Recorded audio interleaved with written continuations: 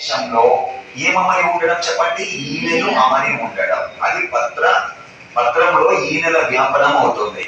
ఒక కాండం లేదా కొమ్మ మీద పత్రాలు అమరి ఉండే విన్యాసం పత్ర విన్యాసం అవుతుంది. ఒక పుష్ప విన్యాసాక్షంపై పుష్పాలు అమరి ఉండే విధానం పుష్ప విన్యాసం అవుతుంది.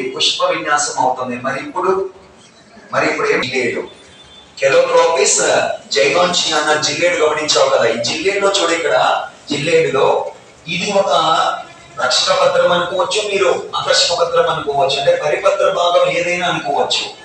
అరేంజ్మెంట్ చూడండి, అరేంజ్మెంట్ వైజ్ గా చూడండి. ఏంటి ఇప్పుడు ఇది పరిస్థితి? నేను గీసాను కదా, ఏమైనా సమాచారం తెలుస్తుందా మీకు? ఇక్కడ పరిపత్ర భాగం ఏదైనా దాని అంచులు ఉన్నాయి కదా, మార్జిన్స్ సమానంగా ఉన్నాయా లేదా అటు ఇటు ఎగుడు దిగుడుగా ఉన్నాయా?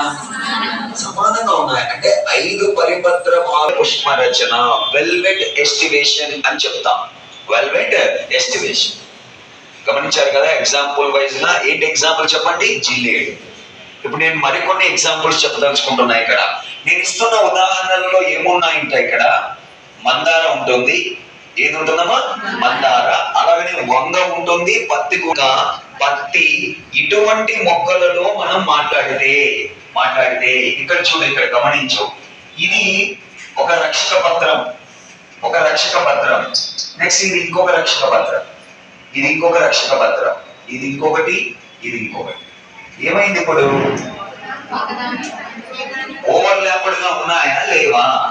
అంటే పరిపత్ర భాగము యొక్క ఒక అంచు లోపలికి ఉంది, ఇంకొక అంచు ఇంకొక దాన్ని ఓవర్లాప్ చేస్తుంది, ఒకదాన్ని కప్పుతుంది, బయటకు ఉంది అనే విషయం మర్చిపోయి ఇక్కడ ఈ అంచు లోపలికి ఉందమ్మా, ఈ అంచు దాని తర్వాత దాన్ని ఏం చేస్తుంది? కప్పుతుంది. ఈ అంచు లోపలికి ఉంది, ఇది కప్పుతుంది. ఈ అంచు